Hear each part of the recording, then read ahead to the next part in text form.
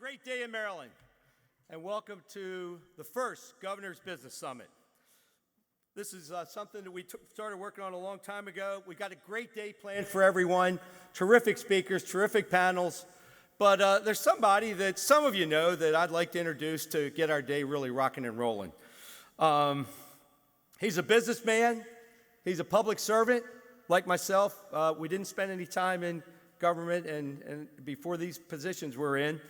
And what have we done 2.5 years? Taxes are down, fees are down, the regulatory environment is more supportive of businesses, and we're just getting started.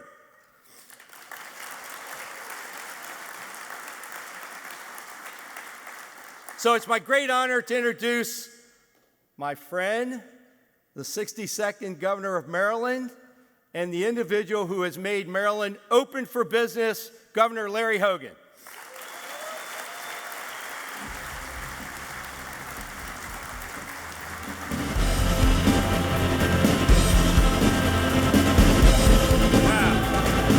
Wow, thank you. Thank you all very, very much. Those are some bright lights out there. I feel like I'm in Hollywood. Well, thank you very much. Maryland certainly is open for business.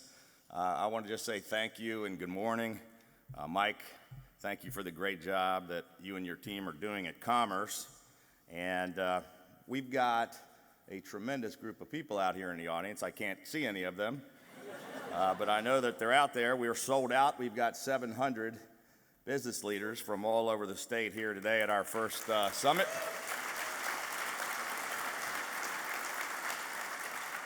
And I really just want to start out by saying thank you.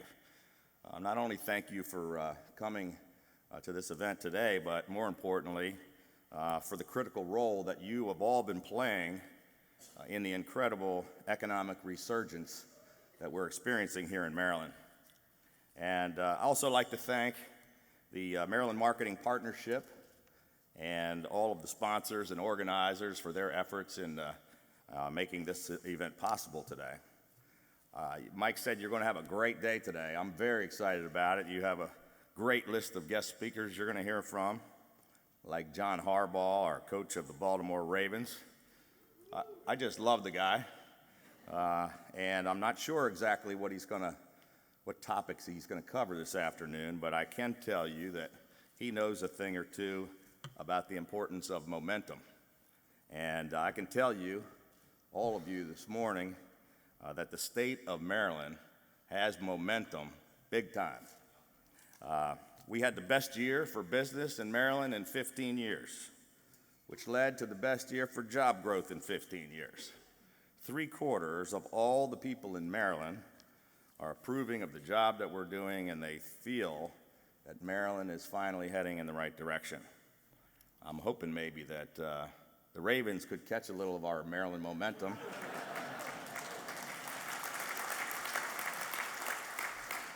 Maybe have their best season in 15 years. But a little over 2 years ago, I stood on the steps of our historic State House in Annapolis, and I promised to put our state on a new path. I promised to create a more business-friendly future for Maryland. And as I was taking the oath of office, at that very same moment, signs were changing all across our state on our state highways to say, "Welcome to Maryland, we're open for business." Now, I think they used to say, "What's in your wallet?" I'm not sure what that slogan used to be, but saying that we're open for business wasn't just a catchy slogan to put on our state highway signs. It actually it defines our mission. It's who we are. It's why I ran for governor. We said we were going to help our businesses grow, put more Marylanders back to work, and turn our economy around, and we have been doing exactly what we said we would do. Maryland's economy is stronger than it's been in more than a decade. We've cut our unemployment rate down to 4.3%, added more than 100,000 jobs, and the people in this room have been a big, huge part of that success. You here in this room are the job creators. You're the backbone of our economy, and your success has been Maryland's success. Like many of you here in the room, I spent my whole life in business, in the private sector. Started a few businesses and ran them and grew them. This is actually, as Mike said, first elective office I've ever held. I ran for governor because the state that I loved, the state that I grew up in and started my businesses in, was in real trouble. We were way off track, heading in the wrong direction. Businesses, jobs, and taxpayers were fleeing our state in droves. We'd lost 8,000 businesses and 100,000 jobs, and our state economy ranked 49th out of 50 states. I ran for governor promising to turn our state economy around, and we have. In addition to having the best year for business in 15 years and going from losing 100,000 jobs to adding 100,000 jobs, Maryland's overall economic performance has grown from 49th to the 10th best overall economic performance in the United States.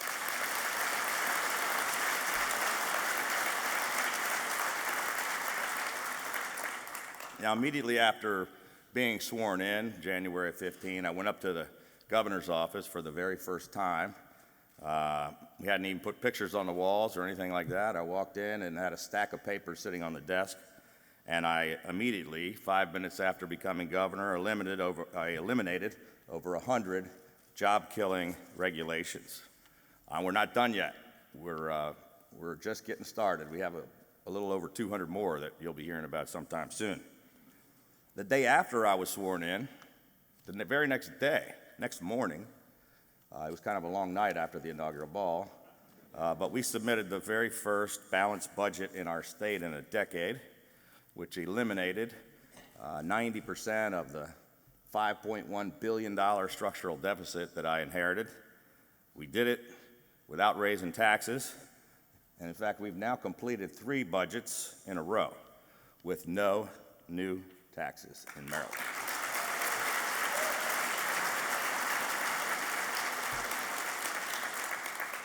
In fact, believe it or not, we've actually cut taxes 3 years in a row, which is something just previously unheard of and unthinkable here in Maryland. But we are getting it done. Again, we're just getting started, and we've got a lot more to do.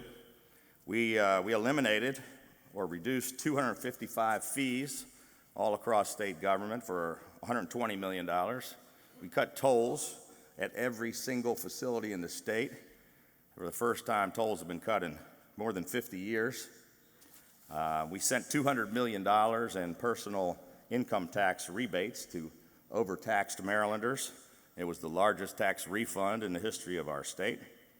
And we put all of this money back into the pockets of Marylanders, hardworking Marylanders, and small businesses, and back into our rapidly growing economy. When I ran for governor, I also promised that we would rebuild our state's transportation infrastructure, because after 8 years of neglect and mismanagement, and after $1 billion was siphoned from the Transportation Trust Fund, we had crumbling roads and bridges and some of the worst traffic congestion in the nation. Once again, we took action immediately, doing exactly what we said we would do. We're moving forward now on nearly all of the top priority transportation projects in every single jurisdiction all across the state of Maryland.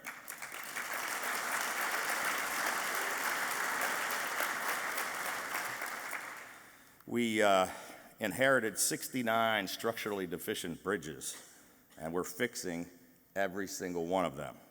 We invested an additional $2 billion in new transportation projects, and we've got $8.6 billion in our consolidated transportation plan. As we're sitting here in this room, nearly 1,000 transportation projects from one end of Maryland to the other are currently under construction all across the state.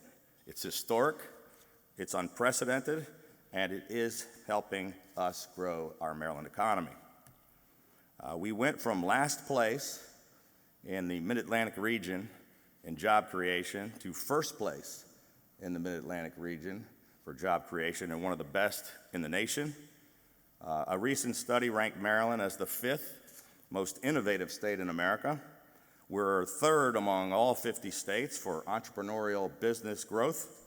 We're 3rd in the nation for research and development activity, 2nd among all 50 states for concentration of STEM, science, technology, engineering, and mathematics employment, and 4th in the nation in the number of science and engineering degree holders. We are very proud that Maryland now has the 2nd lowest percentage of people living below the poverty rate in the nation, and that Maryland has the highest median household income of any state in the United States of America.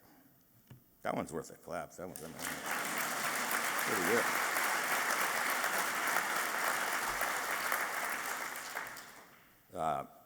Together, we really have created an exciting resurgence of economic activity in our state.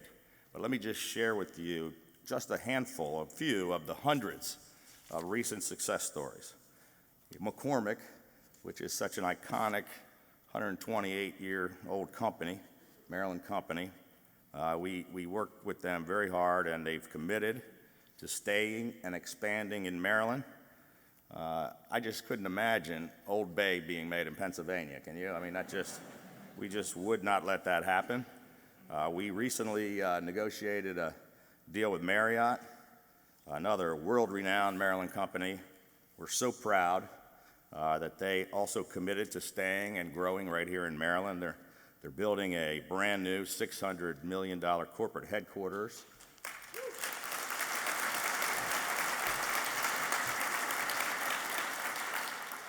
And you're all going to get the chance to hear very shortly from their great president and CEO, Arne Sorensen, just a few minutes. Northrop Grumman, one of our state's largest employers, has committed to staying and expanding, maintaining 10,000 jobs in our state. Under Armour, such a great homegrown Maryland company that's so proud of Maryland and Baltimore, they announced plans to open their new e-commerce distribution center at Trade Point Atlantic. So you'll be hearing a little bit later also from Tom Geddes of Plank Industries. During our recent very successful trade mission to Israel, we had the opportunity to meet all of the top leadership of Israeli defense giant Elta Systems Limited. They're the ones that do the Iron Dome. We got a commitment that the company's U.S. affiliate, Elta North America, would triple its footprint in Maryland and add more jobs over the next few years.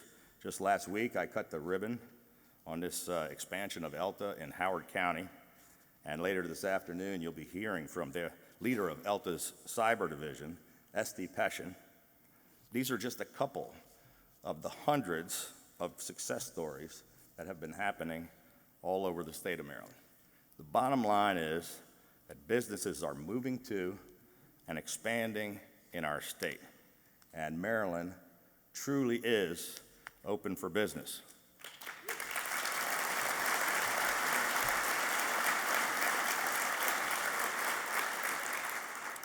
We've moved into the top 10 states in the nation for overall economic performance. Just about a month ago, U.S. News and World Report rated the best states in the country, compiling data on 68 different categories, and I'm proud to report, according to U.S. News and World Report, Maryland beat out 42 other states, and we're now ranked the best state in the United States of America.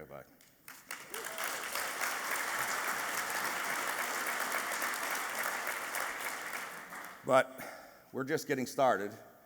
We still have an awful lot of work that lies ahead so that we can continue this momentum and so that Maryland can lead the way in growing areas like cybersecurity, innovation, and entrepreneurship. A few weeks ago, I was proud to sign our More Jobs for Marylanders Act, which will provide tax incentives for the creation of thousands more jobs in areas where we need them the most. This morning, we are launching a new, exciting, comprehensive statewide economic development strategy called Excel Maryland.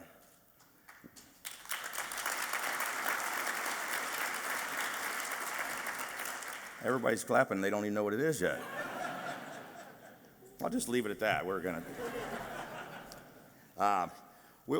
Excel Maryland will be focused on new collaborative strategies to accelerate growth in some of the sectors where Maryland is already leading, including the life sciences, cybersecurity industries.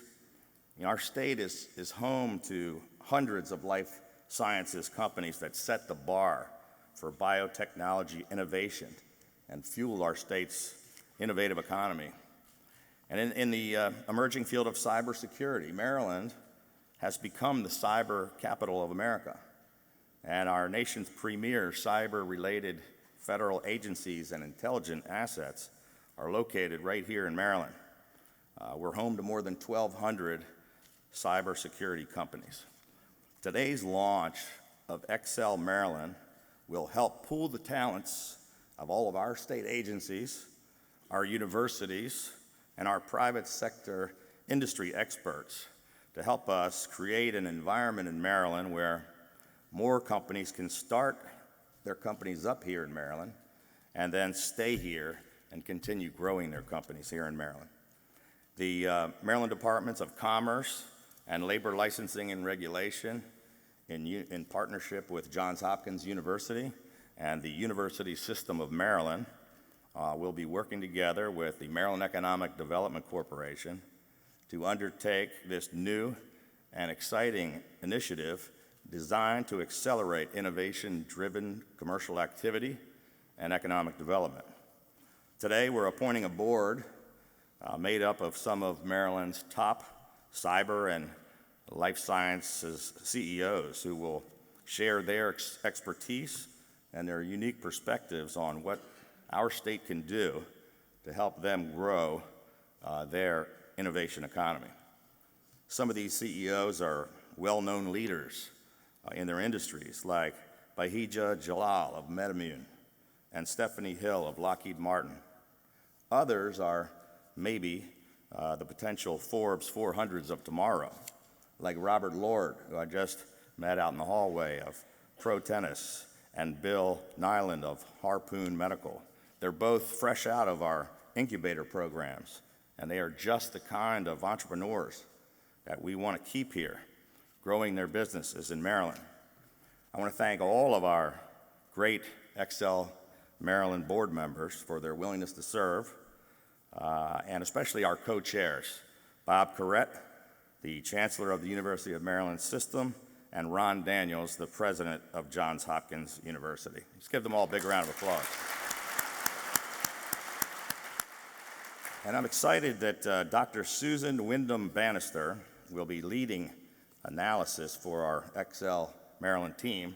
Dr. Bannister was the architect of the Massachusetts Life Sciences Center, which rocketed Massachusetts to become #1 in the United States in life sciences employment on a per capita basis. Dr. Bannister is recognized globally for delivering results. And with her guidance, the Maryland Economic Development Corporation and the Excel Maryland team will draw upon the work of groups like the Life Sciences Advisory Board and the Economic Alliance of Greater Baltimore to conduct an exhaustive review and to get the input of all the key stakeholders throughout the cyber and life sciences communities, not just here inside of Maryland, but outside of Maryland as well. I'm charging this amazing team, we'll call them the dream team maybe, with delivering a set of initial strategic recommendations by August 31st, because we're pretty impatient. We want to get things moving. We're looking for a blueprint to strengthen our innovation economy in order to cement Maryland as not just the cyber capital of America, but the cyber capital of the world, and to not just be a leader in the life sciences, but to compete with Massachusetts for the life sciences capital of the world.